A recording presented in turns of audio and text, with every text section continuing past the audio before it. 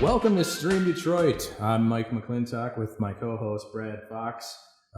Today we've got Jason Jedlinski, who's the VP of Marketing at Twelvefold. Welcome. Thanks for coming on the show. You bet. Thanks for having me. You'll hear not only the people mover in the background now, but some thunder, probably some raindrops because there's copious amounts of rain out there, and it's 105 degrees. So I'm going blazerless. This is our first episode. I hope that's not going to wreck the whole entire thing. It's probably all going to go off the rails right now. Yeah, just tell me you're going to keep the shirt on, just for, also for the record. I'm not promising. If it's good for ratings, then I might take it off. Temperatures like these, you never know. You never know. You can never. Yeah, exactly. So, thanks for coming on. Tell us a little bit, about Twelvefold. I love the idea of the intersection of big data, and natural language processing, and marketing, and all the kind of stuff that you're doing. You guys are doing a lot of stuff. Yes. It's pretty cool. We are. Yeah. We're sort of at the intersection of some of the greatest things happening in advertising right now, but we see ourselves as bigger than just advertising or ad targeting. Mm-hmm. What we really do is we measure digital content for relevance. Mm-hmm. We understand what a page or a video is about, and we use that right now to help marketers get the right message to the right person at the right time. It's kind of the classic, goal since the Don Draper days of advertising is help me make sure my ad gets to the right person. So that means you're trying to figure out what they're looking at, and saying, well, if he's looking at X, then maybe we should show him X. You got it. Maybe X is the wrong word. Maybe I'll go with a different word. How about bicycles? Bicycles. There you go. Or we're in Detroit, cars. Right. But yeah, we believe you are what you read. And so if you're on a page about the fuel efficiency of a 2016 model, you didn't get there by mistake. You're probably looking at a new car or considering a new car. So, we've all been in those situations where a plane ticket or a piece of clothing or something else follows you around the web and even now can cross to your phone. It's like, hey, I was looking that up on the web and now I'm on the train and it followed me there. It's lost the sense of context. There's a lot of technology that's got user targeting down. I know this is Mike's tablet. I know, but we've forgotten an advertising message has to be relevant. It has to speak to what you're doing right now. Why would it get noticed? And in a way, we're trying to kind of, we're putting life back into the banner ad by saying these things actually could be clicked on if it was relevant to the page you're reading. Your eye might go over there and notice it. In fact, not might, it does, if it has something to do with what you're looking at. Right. So instead of trying to figure out that I think Joe is looking for a Model T. Yep. You're just saying, look, if they're reading a Model T article or looking at a Model T video, then they're probably interested in Model Ts. So is that kind of really, that's it in a nutshell what you're doing? You just gave that's a really good idea. Why isn't everybody doing that? There's a number of people that try doing that with keywords or directories or other things that sort of approximate content. Right. But the bulk of the spend today follows just a traditional pattern. People have been buying content or buying media based on the ratings of a show, based on the demographics of a magazine, based on who do we think goes to Forbes.com or Car and Driver for longer than there have been websites. Right. So there's a lot of habit built up into doing things that way. But I think the biggest reason people aren't buying relevance in a media plan is they're fished in by the lure of, I know who's on the other side of the screen. That's what they think. They think that they're guessing. And in fact, most of the marketers we talk with and the ad agencies know it's a lot of BS. Mm-hmm. They know if you go and I want to reach car buyers. Right. I want to reach new moms. I want to reach newlyweds. Mm-hmm. Everyone knows they're kind of getting a mixed bag. Yep. It's opaque. You don't know what's inside it. Who says they're in the market for a car? Who says this is a newlywed? You're just going on faith. But it feels right to go and say, hey, I'm being super efficient. I'm just buying women 25 to 54 in the suburbs who've had a kid in the last year. Right. What if there's a, 24-year-old guy who happens to be wanting to buy that car? Well, he's not a woman 25 to 54 in the suburbs, so you never show him the ad. Right. And it's flawed in a few ways. Because 90% of those women that are in that demographic don't want a car anyways. Right? Precisely. Or while they're reading that article, they definitely, they're just, they don't care. They're looking at, I was just going to say recipes, but that's just so wrong. We can think of something else. We can edit that out. But, recipe is a great example where, you said, so why aren't people doing this? A lot of folks who try to say, we're going to put an ad about the page, they'll go and look for a keyword. So they'll say, all right, I'm looking for things that have whipped cream in them because they're a recipe. Well, what you end up happening is, 12 people sick at this restaurant with food poisoning. Right. Here's a coupon to go eat at the restaurant. Ready whip. Right? You know, or, you know. So you can't do it with keyword. You can, I but mean, I'm sure it's going to backfire. But you can't just do it with keyword because you just gave a perfect example of why you can't. So how does it work? How do you figure that out? How do you figure out relevance? It's hard. It is. We've got a team of smart scientists that essentially unpack the text of a page, not just the headline, not just the URL, not just, you know, what do we know about this, but we're actually looking at the body. We're like a search engine, Google, Yahoo, Bing, we scrape 1 billion URLs every month. Okay. And we actually store the text on our servers saying, even if that page were to change, we'll go back and fetch it. But, you know, we've now got our copy of that text. So then we mine it and we try to say, who was it written for? Who would be reading it? And in your recipe example, there's a big difference between someone who's doing an easy meal for the family on Tuesday night, someone who's trying to impress the in-laws at Thanksgiving with a big feast, and someone who is a professional chef looking for inspiration. They all read recipes. If you just say, I'm going to go buy recipes to sell Bisquick, you'll get all three of those people, but you probably just want the guy doing a quick, easy meal for his kids on Tuesday night. That's a great point. So we can look at the language of them and say, this is written for an easy family meal, where this is a 3-hour recipe that's meant for, you know, a first date or something like that. We're drilling way farther down. We are. Way farther. So it's not just, you know, taking words and assuming, it's a lot of assumptions, right? So maybe you could say this traditional digital advertising is faith-based. I hate that. It was like a classic. It is. But, you know, I find it really interesting because, you know, we talk about that, you know, there's a huge difference between relevance and differentiation. You have to have both, right? So differentiation is a square wheel.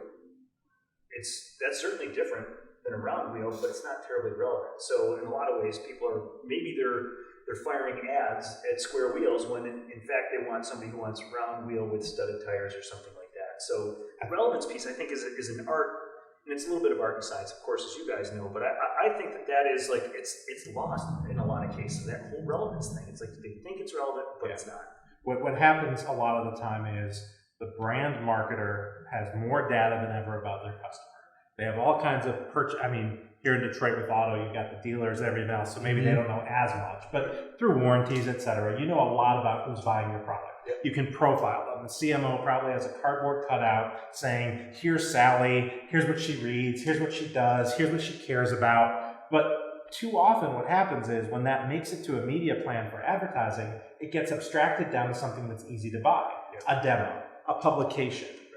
You know, they read Car and Driver. They go to U.S. News and World Report. Market Shopper, right? And Market Shopper. Without all the nuances of what that brand really knows about them. Saying, you know, if someone is buying oatmeal for a healthy family breakfast, they don't spend their whole day reading about lower sugar breakfast or alternatives to cereal. That parent is reading, and this is a real example for a campaign we ran, that parent is reading about bullying in the classroom, tutoring, you know, things like that. Just because those pages have nothing to do with food or breakfast doesn't mean that the parent reading that isn't in the right mindset, caring about, you know, they're not looking up stocks, they're not writing a report for their boss. At the moment they're reading that page, they're thinking about the health and wellness of their family. What better time to go and reach them? Are you guys building that graph of it? I mean, really, it seems like that's a perfect, there's a lot of data there. You're turning it into information by connecting those dots. And it's information about content as opposed to us pretending it's information about people. So the distinction is someone else is going to come out and say, Mike read this and then Mike read that. And we're saying, hey, GM, hey, Ford, whoever it is, we'll help you find the types of content where your message resonates best. Is it pages about vehicle safety? Is it fuel efficiency? You know, for a pickup truck, is it hunting and fishing and outdoor? Rodeo, it may have nothing to do with trucks, but is that a place where your message is seen by people who are motivated to engage on it, click on it, read more? So we're mapping what content do your customers read, and better yet, what content are they reading when they choose to hear you, to interact with you, to go down a path with you. So it seems like a much better way to align with your affinity pillars, right? You know, we know that, you know, having worked in this business, that, you know, any car, vehicle line, or any product for that matter has kind of pillars that they align with, whether it's music, technology, kids, rodeo, whatever. So this would be, I would think, a much more interesting, efficient, and relevant way to kind of, for marketers to get their content aligned with what is relevant to their target market. Because they couldn't even come up with those personas. You know what I mean? I mean, they just couldn't do it. There's just too many of them. Like, turning it on its head, all of a sudden now you've got all kinds of information that's emergent from that. And you can just say, you don't have to know it's Sally. It doesn't have to be cardboard cutout Sally, right? It's, we know that the people who are interested in this truck, this is what they're doing. This is where they're at. We like to start with the cardboard cutout Sally because the marketer is close to their customer. They say, people like this, they keep buying a Mercedes or they keep buying, whatever it is. So we're going to, we want people who look like them. Right. So sure, tell us what you know about them. Tell us what zip codes they live in. Not that we're going to go to try and find cardboard cutouts of them, but it helps us, begin to narrow where should we look. What pillars should we surround? To your point about pillar marketing, I was just going to pull up, some of our infographics. We do stuff in real time to illustrate. This was one we put out today about the Tour de France, saying we looked at, attention around the riders in the race, not what was written about them, not what was shared on Facebook or Twitter or Instagram, but consumption. If you think about it, we're listening to 30 billion ad impressions every day across the internet. Unlike everyone else, we're not saying, what IP address did it come from? Who's on the other end of that glass? We're just saying, what was the URL? What do we know about that page? So we can listen for very, niche and interesting things. Again, you're not going to find a keyword for TJ Van Garderen, right? So we can listen in a way that's custom to the marketer, custom to their pillars, custom to their goals, and in real time to say, I don't care about content creation, don't really care about social sharing for this purpose because I can't put an ad around a popular tweet. I can buy ads in the tweet stream, etc. But places I can activate, pages I could actually put an ad on. In this case, here's a set of headlines about the Tour de France. Casual fans are reading things like this. Die-hard racing fans are reading things like this. These are pages you can run, and it adapts in real time. So if there's a big news story breaks, if there's a product recall about, airbags, a competitor can jump on that and say, everywhere that AP story runs, from Bloomfield Hills to Sacramento to New Orleans, I want to be on that article. You'd never buy the New Orleans Times-Picayune for Ford, but if there's a Nissan airbag recall and they want to conquest it, all right, give us 5 minutes. You'll be up and running on that. So that's maybe a good segue to talk about how you guys operate kind of in the digital media ecosystem. So for the first time ever on Big Digital Thinkers, we thought we'd bring up the Lumascape. Is this where I go? Some of our listeners and viewers may have seen this before. It's a great way to contextualize the ecosystem, the digital media ecosystem.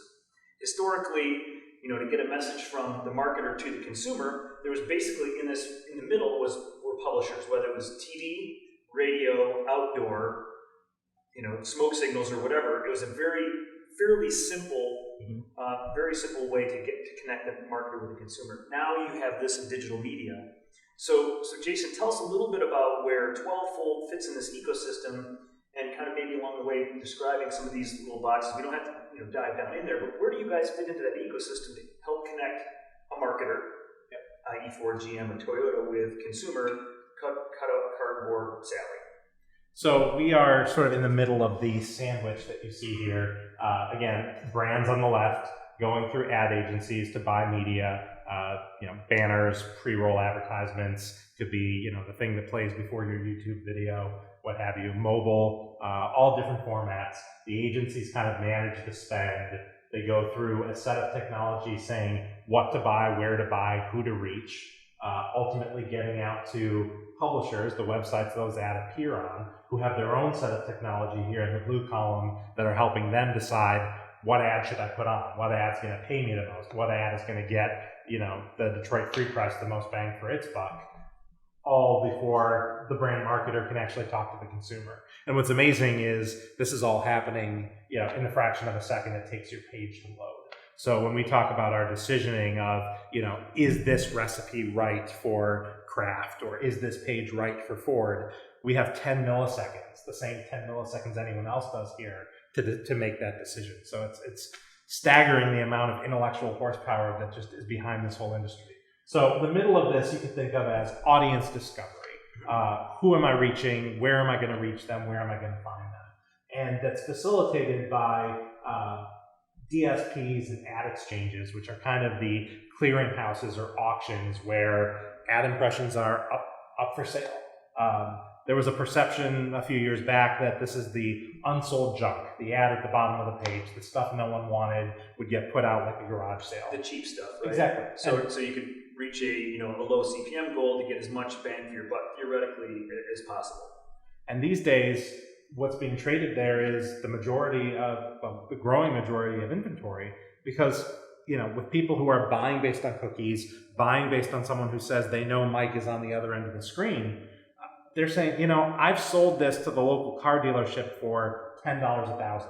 But if this is a diabetes patient and there's a pharma company who wants to spend $30 a thousand to reach him, well, I'm going to say this one page to this one guy, sorry, local car dealer, you're not getting him. The drug company's coming in. So more and more publishers are putting even their home pages, the top premium stuff in here just to test the waters and say, what could I get for this page?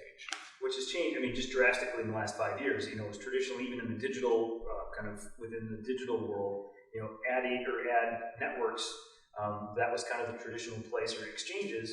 And now you have, trading desks, ATDs, agency trading desks, and DSPs, DMPs. Yep. And it's constantly changing, but it's interesting to see the growth because typically, to your point, Jason, that, historically it was like, okay, well, let's just, all the stuff that we can't sell, the stuff, the crap that's at the bottom of the page, off to exchange as it goes, and hey, we'd rather get a $2 CPM than Rotten Tomatoes. But that's changing because publishers, by the way, I think the other part from the publisher's perspective is that they're saying, if we're putting more and more inventory, they don't necessarily have to support a larger sales staff. Correct. So they save on commissions, they raise their yield.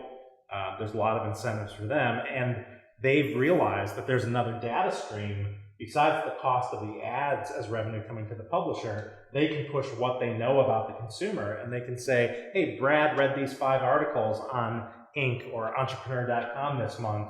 That tells you he's X, or we think he's X. So they're reselling through, partly through data suppliers, partly through SSPs. They're segmenting their audiences, saying, gone are the days where an ad network would say, you're selling mutual funds. So here's a family of finance sites. And sort of on faith-based, anyone coming to these sites is probably a mutual fund buyer or owner, so have at them. They're going a step farther, really slicing and dicing their inventory. Yeah, that's cool. So you guys kind of operate in that kind of center segment, if you will. So, like, for example, if somebody came to one of your sales staff, like Bonnie, and said, we really like what you guys are saying. How does the media transaction look? Versus the traditional, here's an IO, buy a bunch of media, put the ads out there, analytics and all that stuff in the back end. What does a media transaction look like? Are you guys in the business of buying from the exchanges media, or is it something you guys, hey, look, this is our data pool? Or is it just purely a data play? What does that look like for you guys? Yeah, it's the former. It's the traditional IO that you described. So a brand will come to us and say, we're trying, for tier 2 auto, we're trying to, promote this new model that's coming out. We want to highlight its safety features. We want to highlight its fuel efficiency. We want to highlight XYZ. Our brand strategy team would work with them saying, we think this is the type of content where you'd be successful reaching people. And we propose what we call content targets. It's our version of an audience segment like car intenders or newlyweds or women 25 to 54. To us, it's segments of content. It's types of content. You think of it as topics. So we go and we put a dollar amount on each topic and we weight it across desktop or mobile or video pre-roll. And then we optimize to see what works. Where we get up and running and, within a week, we're able to start saying, where were we seeing great performance? Where were we seeing a lot of scale? We can forecast it in advance, but until we see that intersection of how does their ad, how does their creative really mesh with the page? Is it resonating with people or not? We don't have, the ability to make that strong recommendation until we're in flight. So we start with the loose target, and then as we go, we refine it and narrow and hone in on performance, saying what worked best, and we just buy that in spades. So to answer your question, I consider us kind of this DMP as a data provider, someone who's basically many of these companies just saying, I know this about Brad, or I happen to know this is Brad's phone, this is Brad's laptop, they belong together, you need me to join those pieces. The cross screen, which is, it's a buzzword, but it's an evolving rapidly phenomenon in our space. And I do have a question about mobile, so we'll get that. Sure. Get to that in a second. So those are our peers in that category, are people who say, I know she's a newlywed, I know she's a parent, I know he's a car intender. We're saying, we know what the pages are about. How about you talk to us and we'll find you great pages to run on. So we provide a different type of data. Today, most of our revenue comes through a managed service model where, as I said, someone comes to us, they've got a budget, we recommend how to spend it, and then we go through DSPs and the exchanges and we go buy that. We don't have any relationships with publishers directly. We don't have any preferred deals with anyone, so we're agnostic. That can be expensive as well, right? If you have a dedicated team to direct publisher relationships, and I work for a network that prided itself on not buying from exchanges and so forth, who shall remain nameless. But that was a key differentiator because they could say, look, we have direct relationships. We're not buying media from that undifferentiated pool. Right. Some people might back then would say the cesspool of undifferentiated media, the remnant stuff the crap nobody wants to buy. But they prided themselves on the fact that, hey, look, we have direct relationships. We have buyers that have these hand-picked relationships with great publishers, so there's certainly some value there. In fact, that's kind of how they differentiated themselves from a lot of the networks in that space. But my point is that to develop that kind of a staff, there's kind of two sides of a traditional ad network: there's buy and sell, right? So that's a big staff, and to your point, it's like if you're buying from these exchanges and so forth, where you don't necessarily have to have a staff of 10 to 15 people who are managing those relationships. I'd argue it's more neutral too, because in that relationship, that staff of 10 to 15 people, they're getting wined and dined, they're rewarded, they've made a minimum commitment, they've brokered a deal, they've said, I'm going to buy 5 million impressions from you this quarter, where we're saying, we owe no one anything. We have no friends, we have no enemies. We're going to go out there and go and say, you're looking for pages about fuel-efficient cars. Guess what? A blogger in Kansas City just wrote a post about fuel-efficient cars that, for whatever reason, struck a chord. Maybe, a senior columnist at Car and Driver retweeted it. Everyone's going to this page. That team of 15 people and their precious relationships, while it's great to get affordable inventory on the big brand names everyone knows, it's going to miss that opportunity. So now for, maybe 72 hours, there's a tidal wave of active shoppers going to some person's blog in Kansas City. Well, we're able to look at it with blinders on, saying, is the content relevant? Is it somewhere you'd want to appear? Is it quality? Is it, we only buy off of a strict whitelist. So it's kind of, we're saying at the outset, we're only even scoring or considering sites that you'd feel okay being on. So from there, that airbag recall example, how many neighborhood publications are all around the Detroit area? Or how many small town newspapers are there in Iowa, and Minnesota, and Tennessee, pick your state, that would never come to light in that other example. And it's really the technology that's let that happen. If we couldn't cherry pick just that AP story about the Nissan airbag recall, you wouldn't want to be on those small newspaper sites. But because we can cherry pick it, it's almost like the difference between Yahoo and Google back in the day, where it's like, Google was just more relevant because it didn't care about all the relationships or who was being paid or what was premium content or anything like that. It's just give me the right answer. I'm searching for a 2015 Ford Mustang. It's a keyword search, right? That shows, theoretically, it shows intent. It could also indicate charlatan shoppers who are people who just want to look at pictures of the new Mustang. Yeah. Or want to, it's like car porn in a way. Like people who just want to look at awesome pictures of cars. Not necessarily, it could be indicative of a person who's shopping. Yep. But there's other keywords like, best deal on 2015. That's a different story. But if somebody's just keyword searching for 2015 Mustang, you don't necessarily know what the context is. Right. Your point is terrific. As you said, the search itself gives you a lot of insight into their intent. So this is the closest thing. Search doesn't give you a lot of creative freedom because you have AdWords or something else appearing on the page. Right? This is the closest thing to search for premium content, for pre-roll, for something else like that. You're on this page for a reason. We know who this page was written to. We're going to match that relevant ad with it. And your Yahoo Google example, I think, is useful in another way, where Yahoo, 20 years ago was this big organized directory. Right. I want to go to finance. I want to go to stock market. I want to go to this. They organized that hierarchy. Based on who paid them. A lot of these people here, based on who paid them, are organizing a hierarchy. They've said, I have new car buyers. I have luxury car buyers. I have sports car buyers. How do they define luxury? How do they define sports? Do you agree with it? Do you not? Most importantly, they're not being visible about it.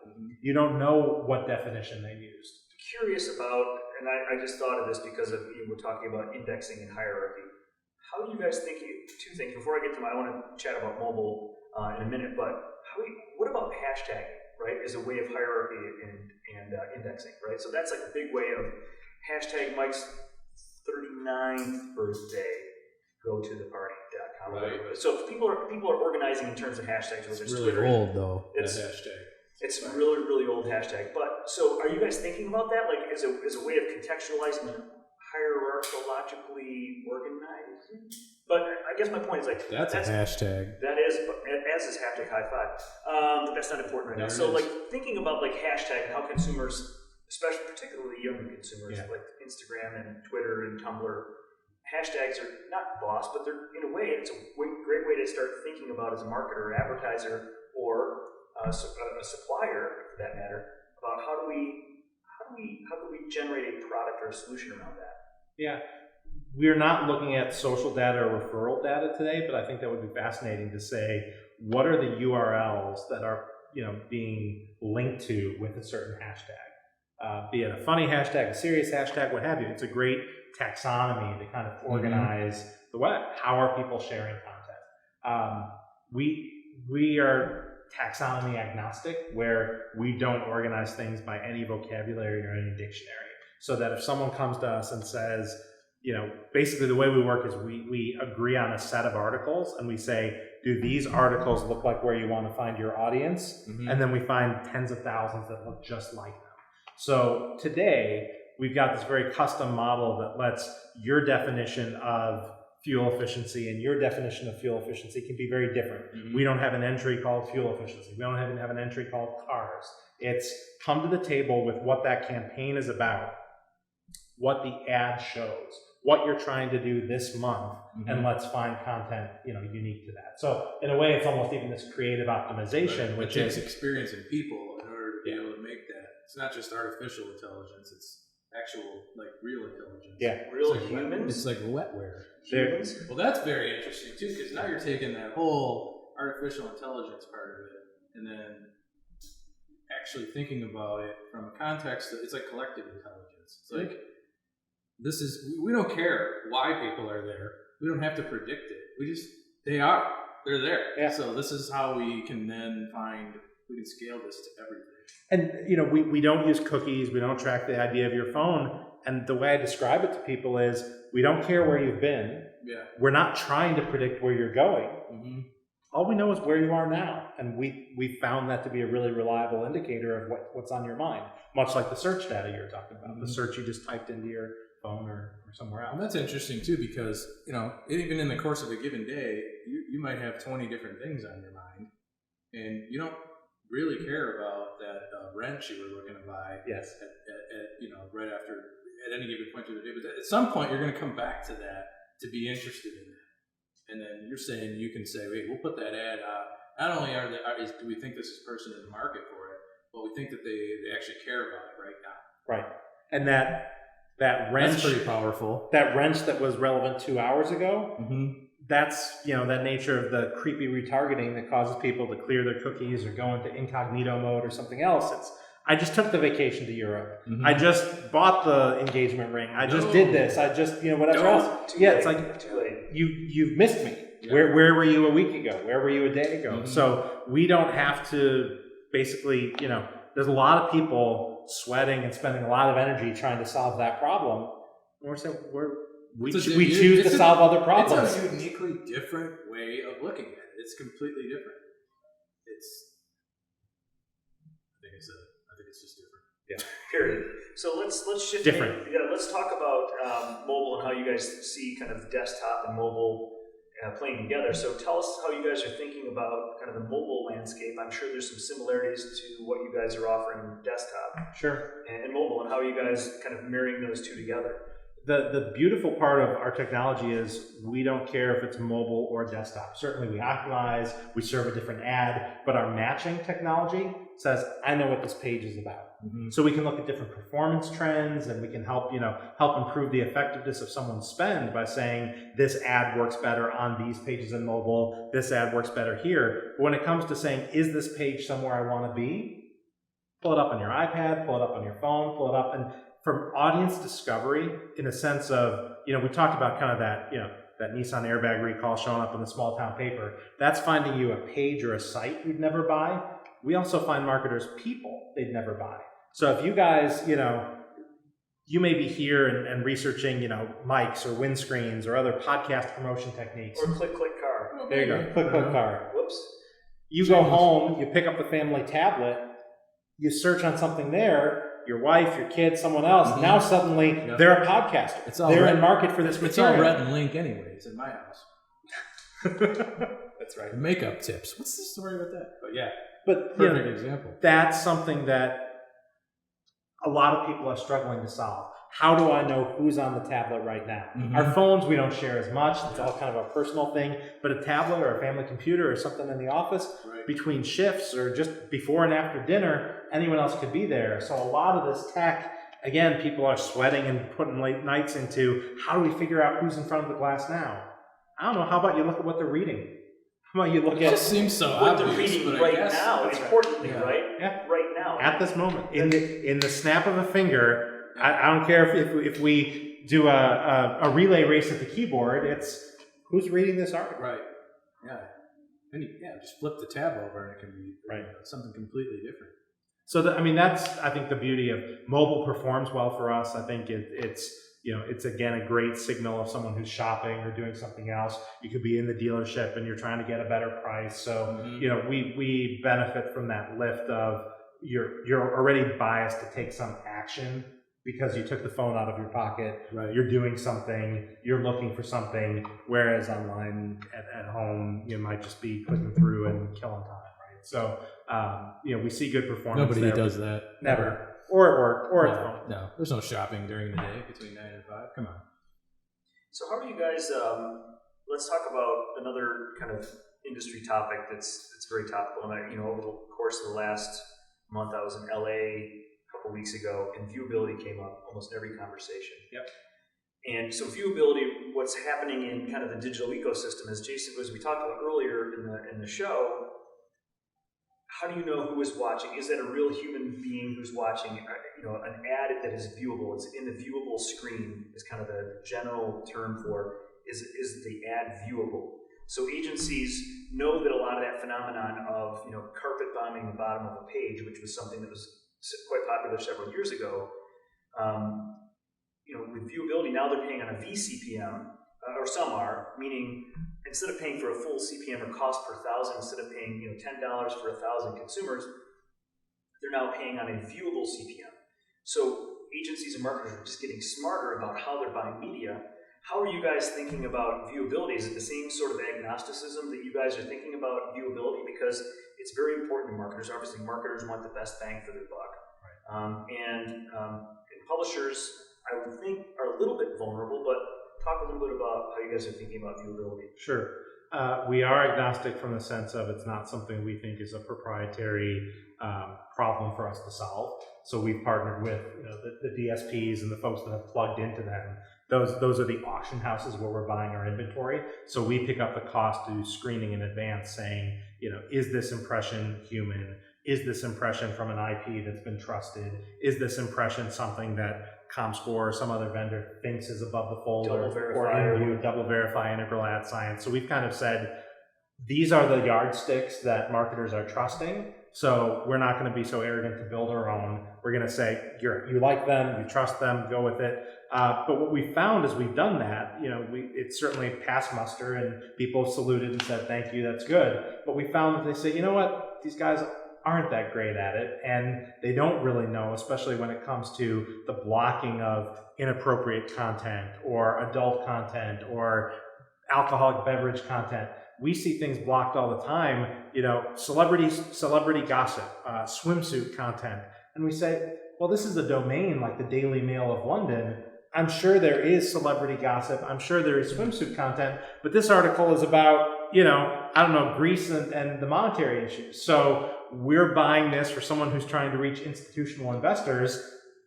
Yes, there may be other stuff elsewhere on the Daily Mail, site, but why wouldn't you let us buy it? Why are you blocking it? So we've increasingly, with trusted partners, been kind of dialing some of that back and turning it off because we're cherry picking these right pages. You don't need that extra layer. You don't need that filter. For viewability, I think some of it's a pricing negotiation, and some of it is you really don't know, especially when it comes to mobile. The technology is all over the map in terms of how are you really saying it's in view, and how do you know someone actually saw it or not, right? You're looking at pixels, you're looking at, did someone open an email window over that ad as it was playing? Did they still have the audio on? Were they half listening? And then it comes back to radio, TV, magazine, print. You're not necessarily reading every ad as you flip through People magazine. You walk out of the room when the commercials come on the 10 o'clock news. So it's that hard line of we're only going to pay for viewable impressions is something that all ad tech companies are dealing with.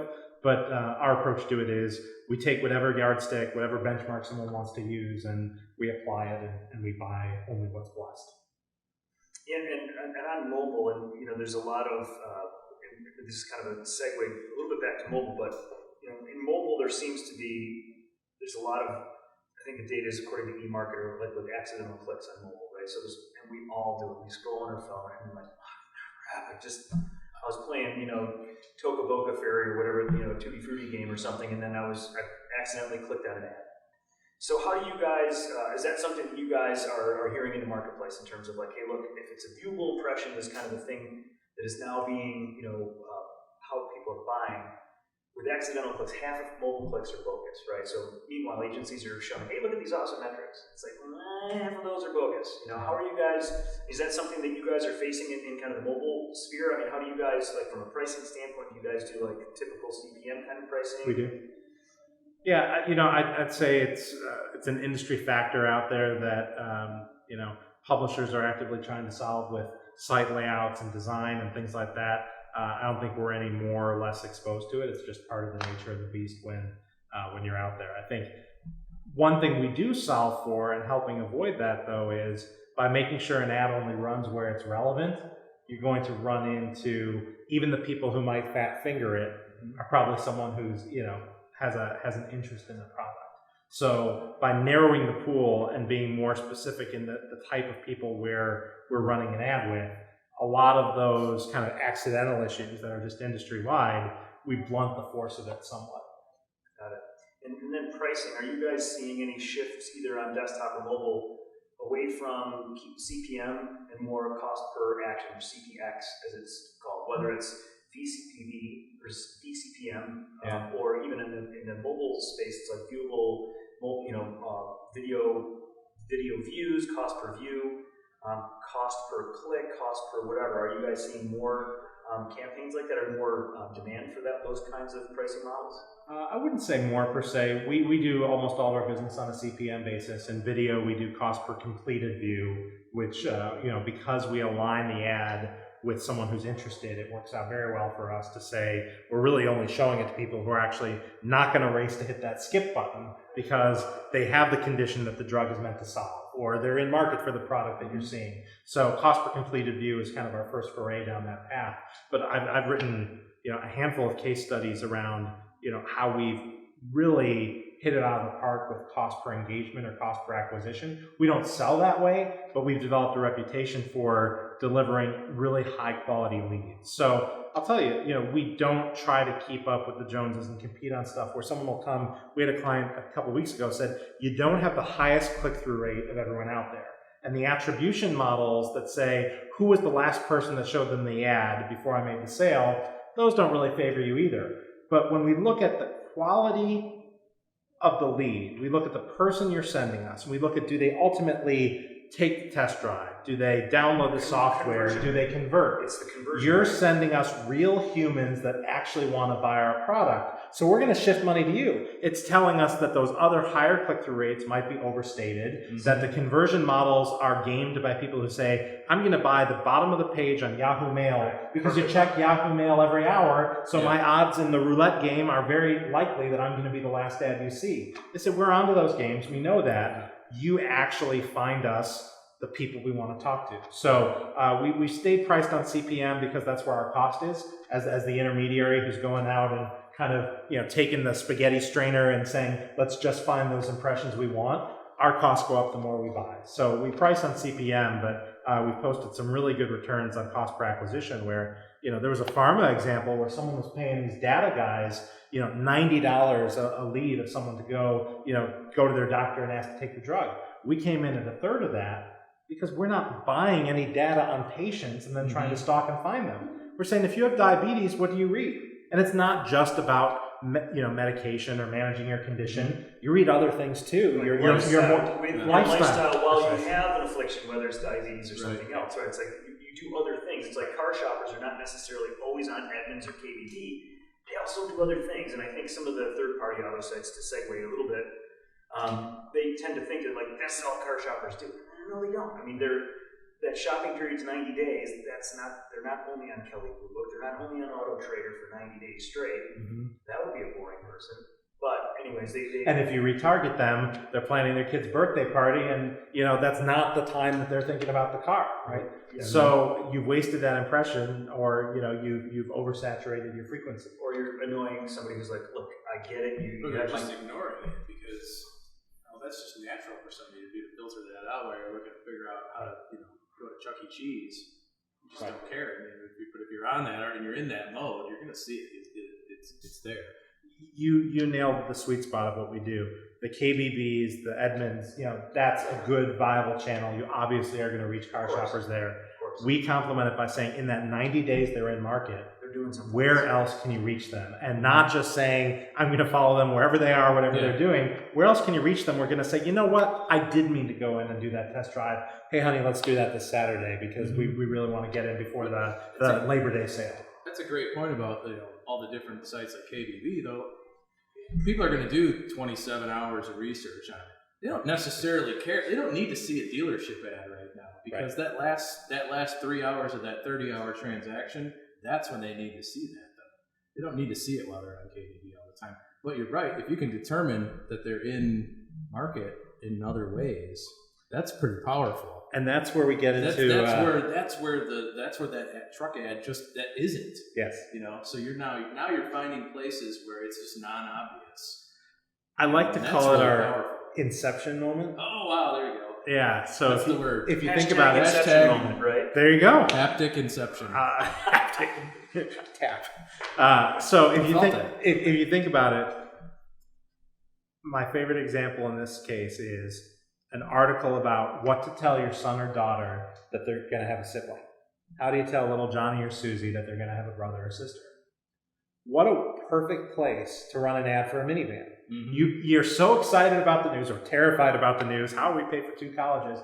You haven't even thought about, we probably need more room in the family car. There's probably not enough room for another car seat in the old sedan or whatever it is. Right.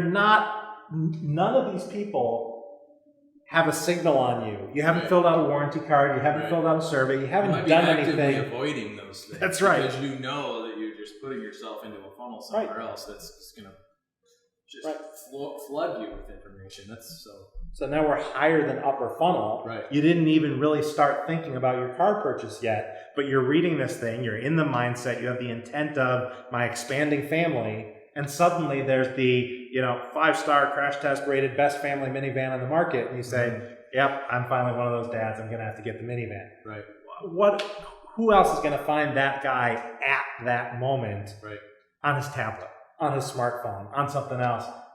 These data segments, which I don't want to say that there's no value to them, but they're not going to be able to achieve that same result at that point. Again, it's like the context and the relevance, right? Back to the original thought about what makes you guys a little bit different. It's the relevance, right? And that is relevant. It's not a taxonomy. Right. They're trying everything else up here seems to be taking a taxonomy and trying to figure out how to put a fence around all these different things, whereas it seems to be coming from the other direction.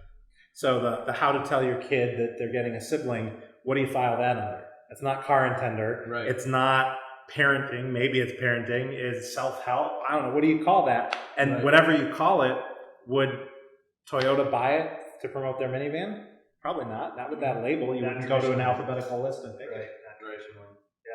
We talked a lot about cars. We get how that works with it. We're talking a lot, even pharmaceuticals, and that makes perfect sense for me, especially when you're talking about people with a specific condition for pharmaceuticals.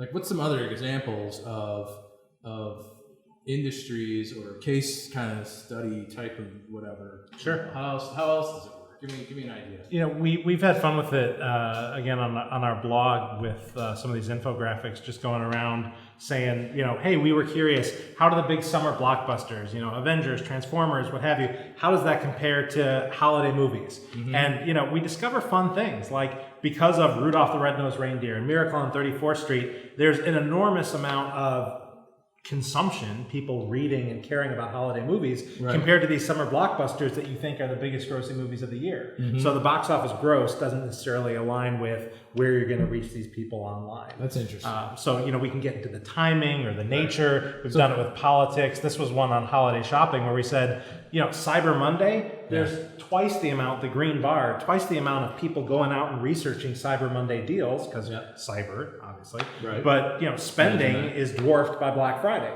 It's just Black Friday, people still gather around the paper circulars on Thanksgiving and go bang down the door. So and wait like freaks. I'll never get that phenomenon, but they're camping out for 2 days to get my word, tchotchke for. I guess it's a sport. It doesn't even have anything to do with about buying something. It's about I'm in line first. I'm going to run down there. I'm going to trip and fall and get stampeded or something like that. Yeah, that's what it's all about. It's like the is it Barcelona? What's the running of the bulls? Running of the bulls. It is. Or the tomato thing. That's the running of the bulls. Never mind. We've done it again. The tomato thing. Right. That's your hashtag. But see, that's how you could tell whether or not somebody was really interested in holiday movies. It's all about tomatoes. And you wouldn't know that. You wouldn't. Until you use this. No idea. Yeah. But so okay, back to reality. What did I do? No, not that I wanted to derail anything, but I just did. Tomatoes. Right. We found great success helping marketers, be in the right place when news breaks. Right. So, I talked about a product recall. There can be good news, bad news. It can be, whatever's out there, but we follow the consumer attention. So we've had fun with the presidential race, looking at each candidate as they've joined the Republican side. How much buzz did they generate? How quickly did it fall off? And what it all goes to show is that model you're talking about, writing the IO, setting your budget, it's just not really compatible with the way content runs today. You have to be there, ready, primed to activate in order to take advantage of something. But we've enjoyed good kind of ongoing relationships with a big department store that's used us to promote clothing to certain demographics, or an insurance agent that wanted to say LGBT is important to us. We want to be around civil unions and gay weddings, and we want to show not only our solidarity with that community, but we want to help promote homeowners insurance and other things that will come as a result of these things. Again, a keyword's not really going to help you find that stuff. You're going to get op-eds and screeds and all kinds of stuff, but we can really laser in on stuff. There's keywords everywhere about the whole entire world. It was like Ebola. I mean, the market gets flooded with all these stories. How do you find the right context for it? Right. Ebola is a great one. Everybody's trying to newsjack it, and then bam, And so if you had something for public health officials trying to work on the Ebola situation, how would you take out all the tourists? You brought up in the car example, someone who just likes the Mustang and likes its history and is just a car porn, person. Someone who's 12. Right.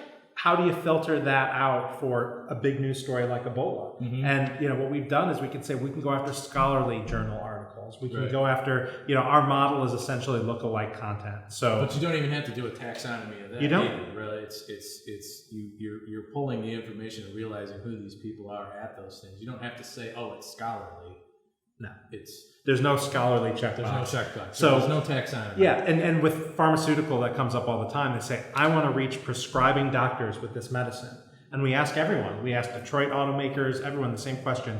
Well, what would he or she read? And so they say, well, a doctor who's prescribing this kind of medicine, they'd be reading this study in the Mayo Clinic, they'd be reading this, they'd be reading that. When we put that in as our input, we get content that doctors read. We don't have to put in a keyword like prescribing doctors. Exactly. Or, instead of the common flu. Haptic doctors. Haptic doctors. There's no need for anything like that. It's what would they read? We'll find more like it. So at its base, it's look-alike. It's natural language processing that's saying, I'm not trying to guess the person. What are they reading? And we'll go. They're deriving meaning from it, which is interesting because that's kind of hard to do. It's almost like artificial consciousness. You're actually finding, the deriving the meaning from it rather than just sort of trying to use a computer to speed read through. No speed reading. Yeah, I can speed read, but not that fast. I can't. And nor am I one of those scholarly people either. I don't check that box very often. I haven't in a long time. So tell us about kind of from an analytics standpoint. So after you guys have you've met a client, you've understood what their objectives are of their campaign, you've made your recommendation as you should as a trusted advisor, the campaign has run. What are maybe some good examples of like the holy crap moment your client's like, this is amazing. Like what are some examples of like the analytics report that would be different that your clients are like that maybe will make them want to come back for more, right? Because the ad network business sometimes is like one and done, and that happens all the time. We'll do a test campaign. But what are some of those kind of eurekas that you guys maybe anecdotally just clients like, this is amazing stuff. It's working. Let's do more. What was that? A holy crap moment? Yeah, the holy crap moment. Hang on. # holy crap moment. Got it. What better measure of success with a marketer than a holy crap moment? That is, that we've been privileged to be in meetings where we've said, we've helped teach someone about their audience. We've helped them discover something they didn't know before. So, maybe it was, more people are reading about these kind of meals on Wednesdays than any other day of the week. Or, for an auto manufacturer, we tested creative and targets around 16 different safety features of the car. And we helped them understand which safety features really, resonated with people, or which were the most researched, what people cared about. Again, it's not how many people searched on Google, how many beat writers at Motor Trend wrote about it, but no, that side airbag really isn't as important as you think. People are going after the, Bluetooth speakerphone or whatever it might be to keep hands free. It's information, not data. You asked the question perfectly, so I'm just going to answer like you. Yeah, the holy crap moments. Yes. Right? What are the holy crap moments?